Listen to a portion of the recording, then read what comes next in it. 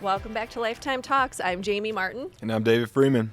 And we are back with Danny King, a favorite guest of ours on the podcast. And we are talking about heart rate training. Before we get into that, Danny is a master trainer at Lifetime, as well as the national manager of PT Experiences. He has been working with clients at Lifetime and other places for about 15 years. So, hey. Welcome back. Yeah, Thank you so much. Excited to be here. Excited to talk about heart rate. Yeah, we're excited about it too. Like, I think my heart skipped a beat just thinking about today's episode. Danny, let's get right into it. Heart rate training. Why heart rate training is beneficial within health and fitness. Yeah, so when we think about heart rate training, we're traditionally thinking about cardiovascular exercise, some type of exercise that our main goal is to get the heart and the lungs moving and working. And when we're doing that type of exercise, we need something to tell us how hard we're working. A lot of people will rely on, hey, what is the treadmill telling me? What's the speed? But that's only telling you how hard the treadmill's working. Mm-hmm. So we need to understand how hard our body's working. And for most people in most situations, heart rate training is simply the easiest way to do that. It is in a lot of ways your body's speedometer to what it's really doing. That's the way I'd start this whole thing. Awesome. So obviously it's a tool for building fitness, but what are some of the other benefits of bringing heart rate training into your exercise regimen? Yeah, I mean, building fitness is the, I guess, global thing, but whatever we're looking at, when we go and do an exercise, there's a purpose behind it, right? Or there's something we're trying to do, whether that's, hey, I'm exercising to lose weight, to burn fat, to build health, to do all of these things. And at times we want to be working at different intensities. Mm-hmm. And again, heart rate is just going to help us indicate that we're at the best intensity to really do the thing that we want to do. So if I'm deciding to train for a marathon and I'm going for a long run, there's some really specific intensities that I want to work at to optimize my fitness there. If I'm doing an interval training workout and I'm trying to do something, I've read about the benefits of high intensity interval training, there's an optimal intensity to get that there. So heart rate allows us to program specifically and get the most out of every workout as we're doing it, regardless of goal.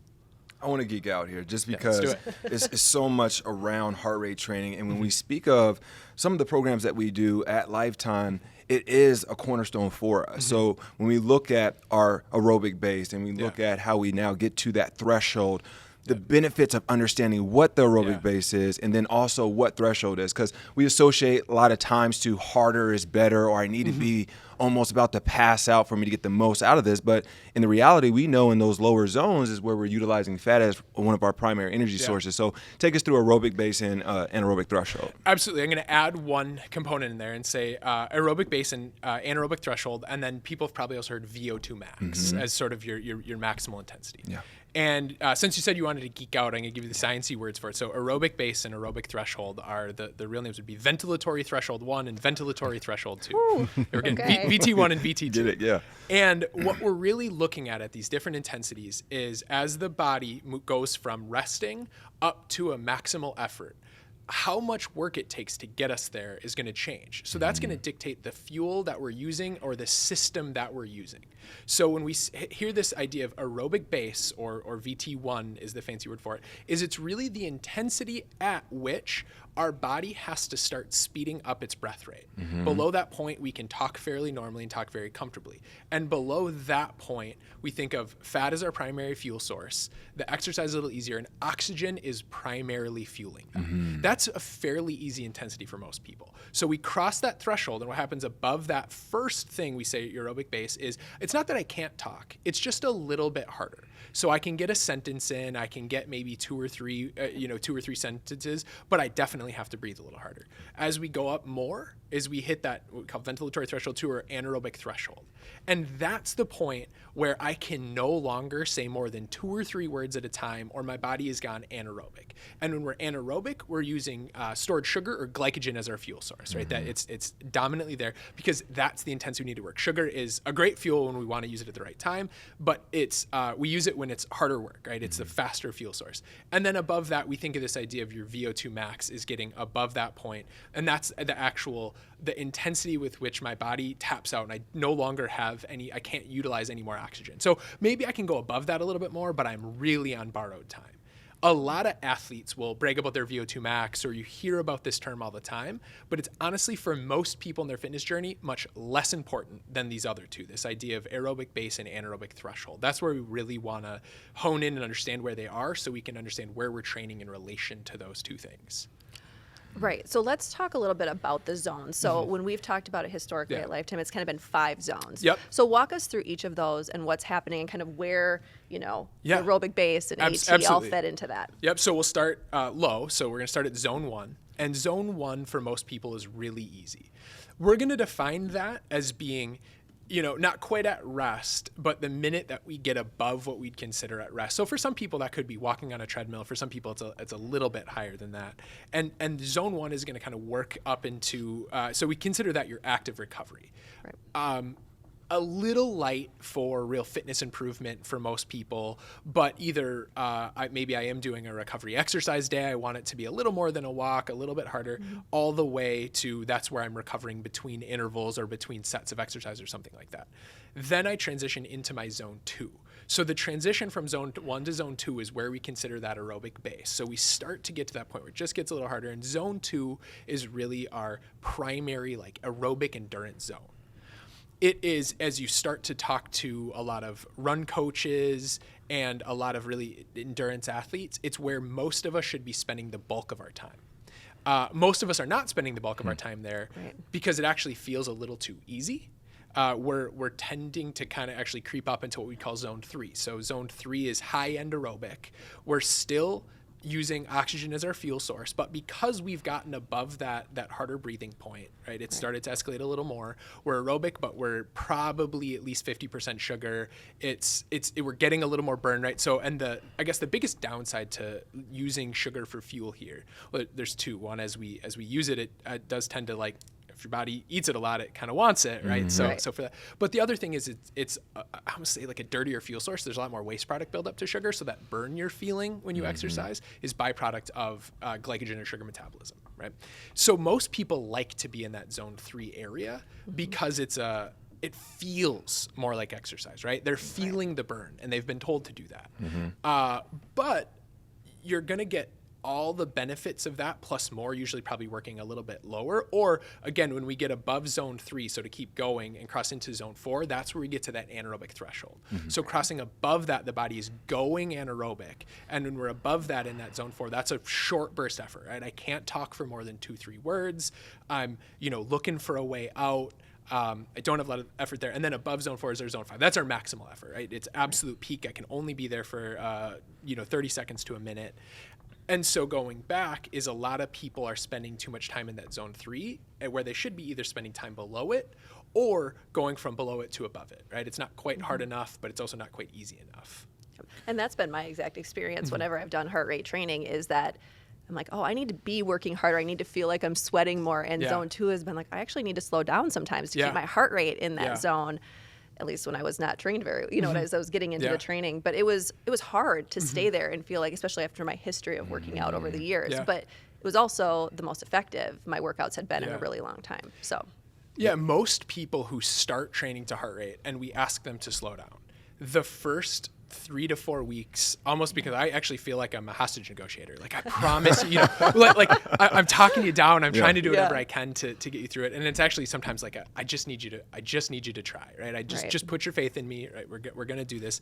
And then usually it's about that 4 to 6 week mark, all of a sudden they're running faster than they have before. They're going harder than they've ever have, feeling better than they ever have. And they're like, oh, I get it now, right? We're not running into this brick wall. We're developing our fitness without some of that negative pain or without leaving the gym so starving or so kind of sugar craved that we're the first thing I see, I'm going for it, right? Yeah. I mean, we've all become victims of that perception of reality because we have this readily available material that we're seeing and we're associating to great workouts, or I see the way Danny looks and aesthetically pleasing, so I want to look like that. I see what he is doing on his Instagram or whatever social platform.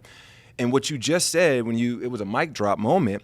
As far as when you're literally in those lower zones, you're training your body so while it's at rest to utilize fat as its primary energy source. If you are training at these high intensity levels for long periods of time, then the body wants to probably utilize that and hold on to the fat. Correct me if I'm wrong there. So if the way you're training is now going to be a byproduct of how your body responds when it's at rest, yes? Yep, absolutely. So we think of, there's this really great concept called metabolic flexibility. And metabolic flexibility is the ability to switch between utilizing fat and sugar for fuel.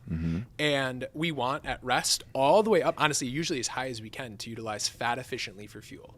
And there's a host of benefits there besides just this. People hear that, right? Or they've heard fat burn zone over time. And maybe it's kind of even fallen out of popularity because it doesn't necessarily burn more calories or this. And it's not about the short term. It's fat for fuel keeps us in a much less stressful scenario. It preferentially helps us understand which fuel to be using.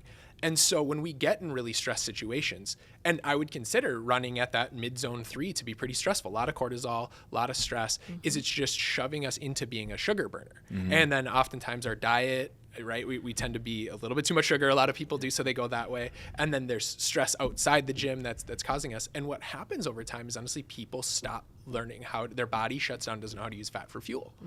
And they can be full, but yet hungry because blood sugars, roller coaster, and all these things are happening where when we teach them to utilize fat, and one of the ways, there's obviously the dietary side of it, and you've had some of our wonderful people in here talking about all those benefits, but from an exercise standpoint is slowing the body down and helping it rebuild and understand how to utilize fat for fuel just carries over into everything else you're doing. So we're trying to make our people metabolically flexible, use what we got. So you touched on, run coaches, and that's kind of been a primary group of people that have used heart rate training. But what about with strength? Yeah, I think that the more that we've seen, right? It used to be years ago, you'd say, hey, here's my cardio, here's my strength training. And when we stay in those extremes, it's really easy because, it's there. And if we're thinking about really pure strength training, 3 sets, 10 reps, 1 to 2 minutes rest, those types of things, actually don't really use heart rate well there. It's not overly well correlated with the intensity that we're working at. And in fact, I think sometimes it actually has the opposite effect on people there. They'll look down and they'll see that they didn't burn a lot of calories or, they didn't close a ring doing it or something, right? All those things, it can be a little negative. So if we're talking really pure strength training, that's where I'm a big fan of. Track your metrics there. And we've got things like, weight or reps or volume that can be the indicator of how hard you're working.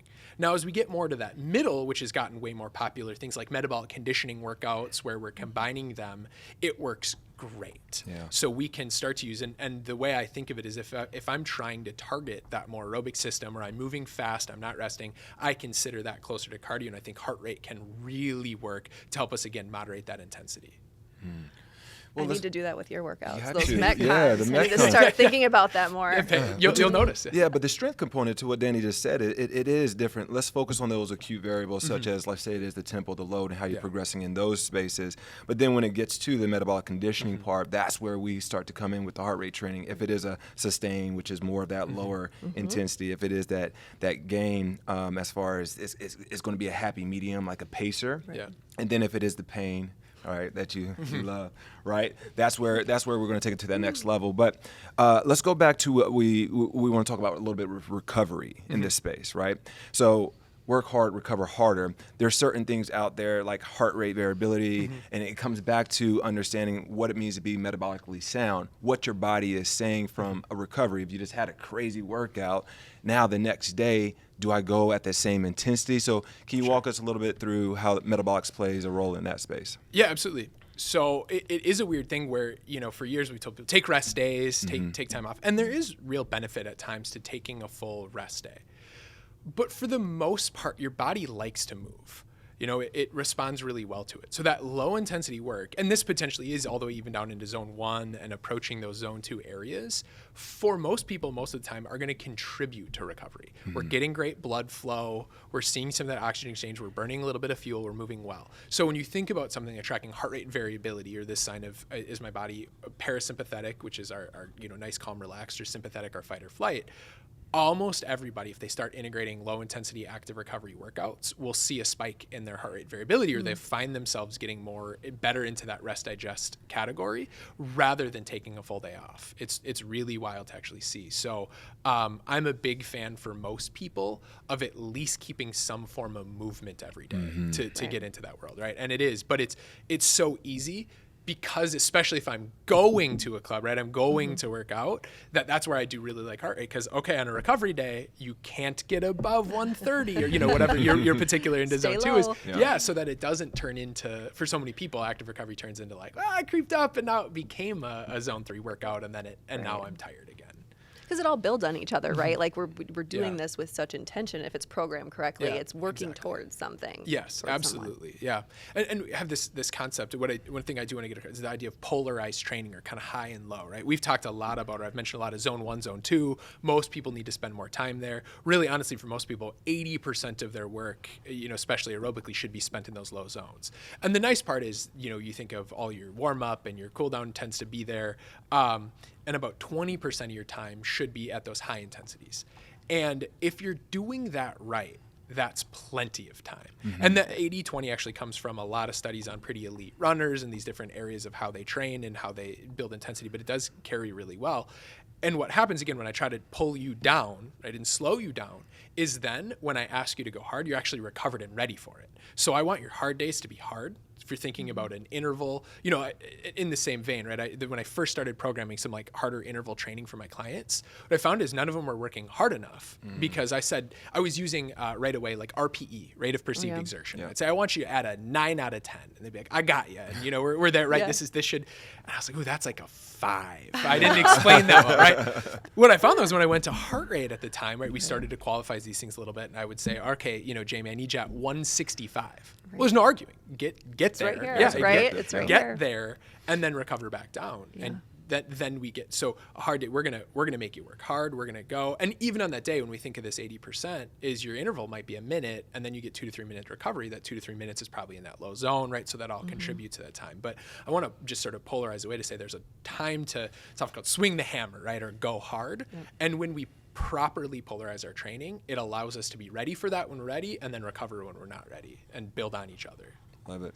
Let's create a hack for our listeners right now. Right now, if I'm not able to get to a place that offers metabolic testing, what's an easy formula? And obviously there's going to probably be some inaccuracies here, but if I want to understand, how can I find what my potential threshold is and my base is, what would you suggest there? Great question. I'm sure a lot of people listening are saying, okay, this is interesting, but what is it? How do I do it? So let's walk through kind of the ways that we could do it, right? Our gold standard, what would be great, is what we consider an active metabolic test. And this is a test someone's actually going to put a mask on you, and they're measuring gas exchange. So they're measuring oxygen in, CO2 out. And that's telling us exactly what fuel we're using, and we're able to accurately measure anaerobic VO2 max, anaerobic threshold, and aerobic base. Right? It's phenomenal. Not everyone can do it. In fact, some people just maybe have some real serious claustrophobia around putting a mask on or something like that. And I don't want that to scare someone away, because it's your best bet, but it's not mandatory. Right. On the way other end, then you'll often see age-based equations. If you think about max heart rate, you hear 220 minus age, or there's, for anaerobic threshold, you might see 185 minus age or something like that. And maybe it's an interesting spot to start, but those are based on real global averages. So they're accurate for the population, but not for most individuals.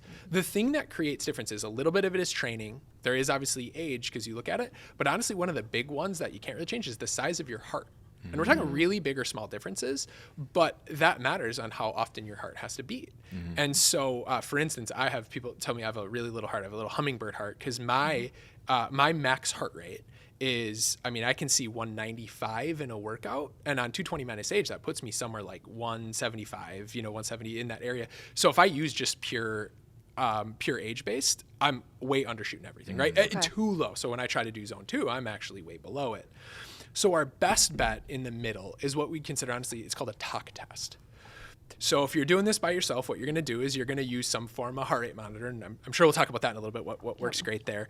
But we're going to start at a low intensity, right, at a walk. And about every 2 minutes, we're going to increase the difficulty. That could be incline, that could be speed, whatever you're comfortable with. It could be on a bike, but you want a nice set increase, right? Every 2 minutes, we're going to increase. And what we're looking for, the first place we're going to get to is when we realize I've got to breathe a little bit harder, is we're hitting that aerobic base. So I can still talk, but I'm noticing it's a little different. That one's harder to see. If you can't quite feel that, that's okay, because we can estimate from it. Easier as I continue to increase that intensity, and it should take about 12 to 15 minutes when we think about picking the right intensities, is we know we've started to get to our anaerobic threshold when I've got like 2 to 3 word sentences. I can say them, but then I'm taking a breath in. The other things that we start to see is your effort focuses. So you have to kind of look down and say, I'm not looking around the club anymore. I'm focused. My mouth opens, my jaw drops. I'm just getting a little more focused. And then again, I've got 2 to 3 words at a time. That's the spot that we're hitting our threshold. We're not quite looking for a way out. So again, that's 2 to 3 words. Down below that is probably 2 to 3 sentences that we're looking. And we're just going to make note of our heart rate at those places. And that's going to give us a pretty good indicator. If I know my base and I know my threshold, then we can potentially, if we want to go up, if you're comfortable and if cleared from a doctor and have no problems with that, let's go all the way up to that max and just see what the top heart rate we can see is to sort of qualify those 3 things. And that would be our max that we can kind of base all those things off of. I've done that mask thing, and I'm just like, I will do it again. It's hard, though. It's really hard. Reminds you of my son, Bane, little Bane action. It is you, Jimmy. No, I'm sorry. All right. Everybody does the Darth Vader. Yes. Put that mask on. If they're not able to be on a tread, is there other modalities, would you say? Yeah, you can do it on anything that allows you to slowly ramp intensity over that time frame. So it could be an elliptical, it could be a bike. When we talk about actual metabolic testing, I've done it on a step mill. I had to actually prop a cart up on a box, and we made it work, because anything that you can do that. Where it starts to not work well is something that's not overly cyclical in nature. So it is hard to do if we're thinking about like, I want to qualify and try some interesting strength training circuits. Well, it's too hard to control the intensity of it. Right. So as long as we can do it, and in fact, if you're going to exercise on an elliptical, if you've got that favorite elliptical, do it there. Because it is heart rates and VO2 and all of that is a little bit event specific. The closer they are together, the more similar they are, obviously the better it's going to work. But when you look at going from something like a treadmill to a bike, for most people there's an adjustment of 10 to 12 beats, because there's not as much upper body in that bike, so it's usually going to adjust down a little bit. Interesting. So we kind of alluded to this with our watches. So when I first started heart rate training back in the early 2000s, I had to have a monitor that strapped around my chest. Then I had the matching watch. Is that still the best way, or do our new devices, our watches, our Garmins, all those things? It's still the best way. Okay. Chest strap based heart rate monitors are still the most accurate, and it's great. And now the nice part, though, is they do make a lot of Bluetooth chest straps that will just pair to whatever, either your phone or whatever device you have, so you don't necessarily need another watch if you have something. Now, while that is the best, the wrist stuff is catching up. The main reason, there's 2 reasons that it's a little less accurate. It uses a light sensor to look at it. And so it tends to move a little more than a chest strap would, right? It wiggles up and down. So the tighter you can get it, and then light can interfere there a little bit, or especially the modality could change if you're doing something that involves grip. So if you're using a rower, you're going to see that the wrist stuff isn't going to catch up that well. If you're running, especially inside where it's maybe not that cold, they're going to be maybe a little off, but honestly, for most people, most of the time, not enough to really matter. I think back to the chest strap days, and I forget it, or it wasn't pairing right, and I was getting angry. Like, there were so many things with it that eventually you like throw it away and just go do your done with it. Yeah, then your heart rate's too high because you're just angry. Where the benefit of starting my Apple Watch, if it's 2 to 3 beats for most people, it's all right. So unless you're and we're looking at elite performance, or you are doing something where the arm is going to move a lot, it's not going to work. I would say for most of my clients, I've used the heart rate monitor that you've got, and it'll work great, right? That's good news, and it makes it more accessible for a lot of people, because we know a lot of people are wearing these days. It's great, right? When we first started, convincing someone like, hey, welcome to the gym, I got to, maybe have to buy new clothes and new whatever. Then you're like, oh, plus you need this watch and you need this chest. It's so hard to, puts up such a barrier. Where if like it's already on your wrist, great, you're already doing it. Now let's just put a little bit of thought and a little bit of science behind it, so that you're getting the most out of it, right? Most of our people have access to it, so let's use it. Can I ask a question about how often often to potentially retest or be reassessing yourself, because as your fitness improves, you're going to see gains and changes. So how, if you're starting to do this, let's say you've been doing it for 6 months, should I be retesting within that window? Yeah, the more advanced you are, the less they're going to change. Okay. So the newer you are to exercise, the quicker they're going to change. So for someone who's brand new to exercise, who starts doing some heart rate training, in 2 or 3 months, you're probably going to see some pretty big changes. Okay. One of the things to think about when we talked about that idea of doing the test and using this idea of talk test and thinking through it is you'll start to feel when it changes, right? Maybe it gets too easy. It can do a variety of things. So for most people, every 6 months would be the minimum that I would encourage you to check in and retest. Again, maybe that's actually just maybe every year you do you put the mask on, you do a metabolic test, you really get into it. And then at the 6 month mark, before you even do that, just try doing a talk test, even by yourself, to kind of check in. And if it says, hey, maybe I do need to, to look. One thing I want to encourage with this idea is most people think that their numbers are going to constantly increase over time. And that's not necessarily the right way to look at it. Your heart rates could come down and you could get fitter. When we talk about these different energy systems, so I train for a variety of different things at different time, from high intensity training to low intensity training. I'm trying to do a half marathon right now.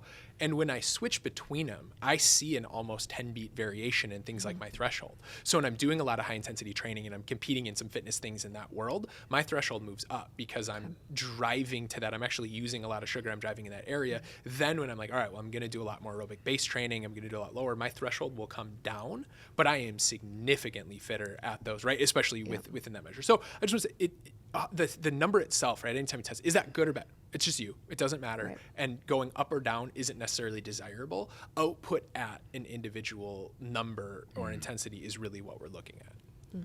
Well, I want to definitely throw this question out there just because I'm a huge fan of heart rate training. Sometimes we get a little bit of resistance. So for all the coaches out there listening, for all the members that are out there listening, I've achieved results without this.